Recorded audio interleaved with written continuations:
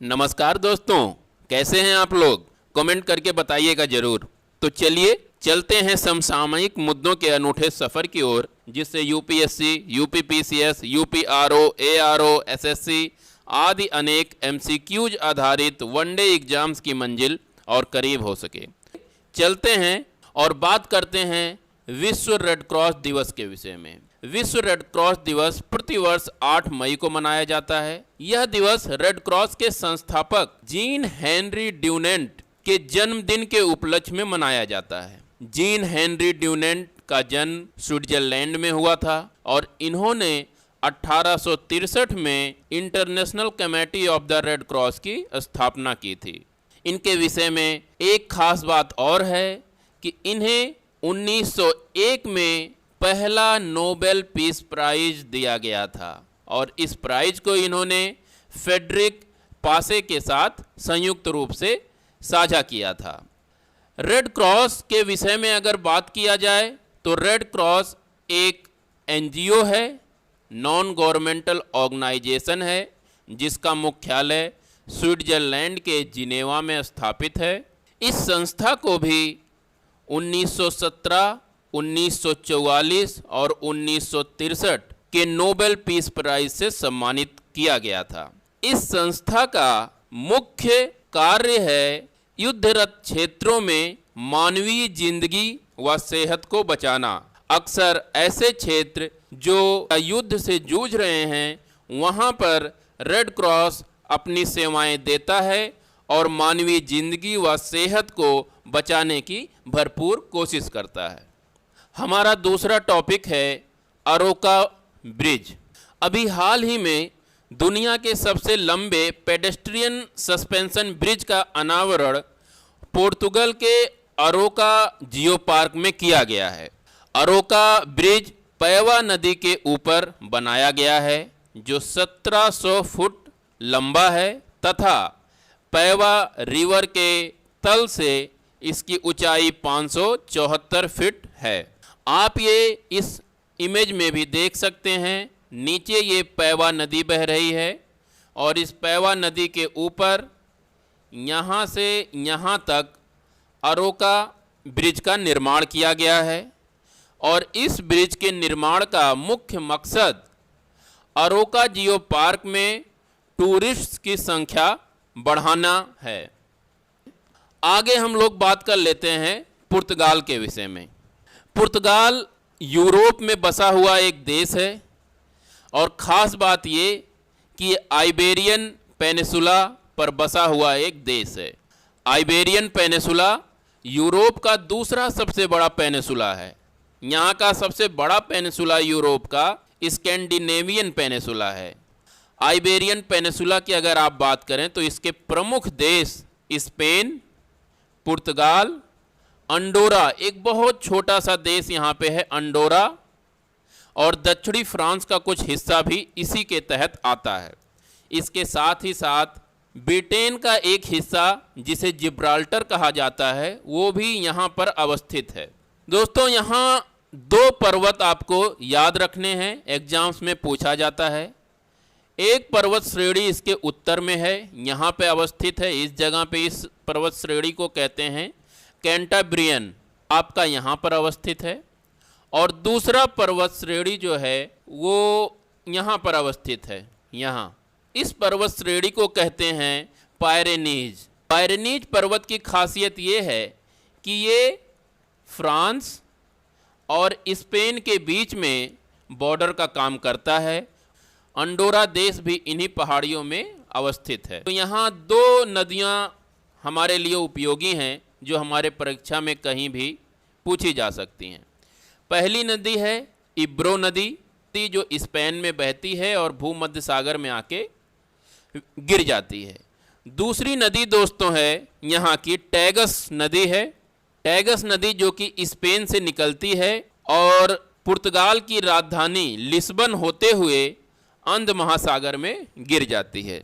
तो यहाँ ये फैक्ट इम्पॉर्टेंट है कि पुर्तगाल की राजधानी लिस्बन टैगस नदी के मुहाने पर बसा हुआ है। इसके साथ ही साथ अगर स्पेन की राजधानी की बात करें तो मैड्रिड है, फ्रांस की राजधानी की बात करें तो पेरिस है। अंडोरा की राजधानी की बात करें तो अंडोरा ला वेल्ला है। और इस प्रायद्वीप के चारों तरफ कुछ प्रमुख जल राशियां हैं, जैसे कि इसके उत्तर में यहाँ पर बे ऑफ बिस्की है। ये पूरा क्षेत्र अंध महासागर या अटलांटिक महासागर का है। ये इलाका भूमध्य सागर है। और स्पेन के पूरब में है बलेरिक आइलैंड्स हैं, जो कि स्पेन के पार्ट्स हैं। और अगर बात किया जाए तो फ्रांस के दक्षिण में यहाँ पर गल्फ ऑफ लॉयंस है। यहाँ पे एक चीज़ जान लीजिएगा, हम लोग यहाँ पे डिस्कस कर रहे थे कि दुनिया के सबसे लंबे पेडेस्ट्रियन सस्पेंशन ब्रिज के बारे में। तो यहाँ पेडेस्ट्रियन से तात्पर्य तो आप लोग समझ ही गए होंगे कि ये पैदल पुल है जिस पे हैवी ट्रैफिक्स नहीं जाएंगी। लेकिन यहाँ पे ये दूसरा टॉपिक है, सस्पेंशन ब्रिज क्या होते हैं। तो आप एक बार ये इमेज देखिए। अगर आप पुलों की बात करें या ब्रिज की बात करें तो वैसे तो बहुत सारे टाइप्स होते हैं, लेकिन आप ये 3 टाइप देख लीजिए। सबसे पहले देखिए, जो मोस्ट कॉमन होता है उसे हम लोग कहते हैं बीम ब्रिज। ये एक बीम डली हुई होती है, पूरा ब्रिज का लोड इसी पर होता है और पिलर्स बने हुए होते हैं जो उस बीम को संभालते हैं। दूसरे तरह का जो ब्रिज होता है उसे हम लोग आर्क ब्रिज कहते हैं। और इसमें ये देखिए, पूरा का पूरा इस ब्रिज का सपोर्ट इन्हीं आर्क पर डाला गया है। इन्हीं आर्क पर ये पूरा का पूरा सपोर्ट रहता है। इस तरह का ब्रिज भी काफ़ी कॉमन होता है, देखने को आपको मिलता है। सस्पेंशन ब्रिज में क्या होता है, सस्पेंशन ब्रिज में ये पिलर बनाए जाते हैं। बहुत ऊंचे नहीं होते हैं ये पिलर, यहाँ पर और यहाँ पर 2 छोरों पर। और फिर इन छोरों से केबल्स लटकाए जाते हैं। आप ये केबल देख रहे होंगे, ये केबल लटकाए गए हैं। इन्हीं केबल्स पर फिर ये जो बीम टाइप आपको दिख रही है, ये पूरा का पूरा इसका लोड इन्हीं केबल्स पर डाला जाता है। यही केबल इस पूरे बीम का लोड उठाते हैं, जिससे आने जाने में आप जिस पे चला जाता है उसका सारा का सारा लोड इस केबल पे डाला जाता है। तो इस तरह के आर्किटेक्चर को ही हम सस्पेंशन ब्रिज कहते हैं, क्योंकि ये ब्रिज जो होता है, पुल जो होता है, लटक रहा होता है, सस्पेंड कर रहा होता है इन्हीं केबल्स के सहारे। तीसरे टॉपिक पे आते हैं दोस्तों और बात करते हैं वर्ल्ड थैलेसीमिया डे के विषय में। वर्ल्ड थैलेसीमिया डे प्रत्येक वर्ष 8 मई को मनाया जाता है और इसके मनाने के पीछे प्रमुख उद्देश्य थैलेसीमिया नामक बीमारी के विषय में जागरूकता फैलाना है। 2021 का थीम है addressing health inequalities across the global thalassaemia community. दोस्तों, कोई भी डे हो वो कब मनाया जाता है और उसकी थीम क्या है, ये 2 क्वेश्चन है जो अक्सर पूछा जाता है एग्जामिनेशंस में। तो आप थीम और वो डे कब मनाया जाता है ज़रूर याद रखें। थैलेसीमिया के विषय में थोड़ी सी जानकारी ले लेते हैं। तो ये ब्लड से संबंधित एक डिसऑर्डर है। इसमें हमारा जो शरीर है उसमें रेड ब्लड सेल और हीमोग्लोबिन बनने की दर प्रभावित होती है। हमारा शरीर उतना कारगर नहीं होता है कि हीमोग्लोबिन सेल बना सके और ये बीमारी इनहेरिटेड होती है। एक पेरेंट से उसके चाइल्ड में ये बीमारी होती है। वस्तुतः अगर देखा जाए तो रेड ब्लड सेल्स जो होते हैं, आप ये इमेज में भी देख सकते हैं, ये रेड ब्लड सेल्स जो हैं ये हीमोग्लोबिन इसमें होता है और इसी के कारण ये लाल दिखाई देते हैं। तो यही हीमोग्लोबिन बनने की जो दर है वो हमारे शरीर में प्रभावित होती है। दूसरा टॉपिक है हमारा दाहला डैम। दाहला डैम कहाँ है दोस्तों? दाहला डैम अफ़गानिस्तान में अवस्थित है। क्यों चर्चा में रहा? अभी हाल ही में इस पर तालिबान ने अपना पूर्ण नियंत्रण कायम कर लिया है। अब ये डैम तालिबानियों के अंडर में है।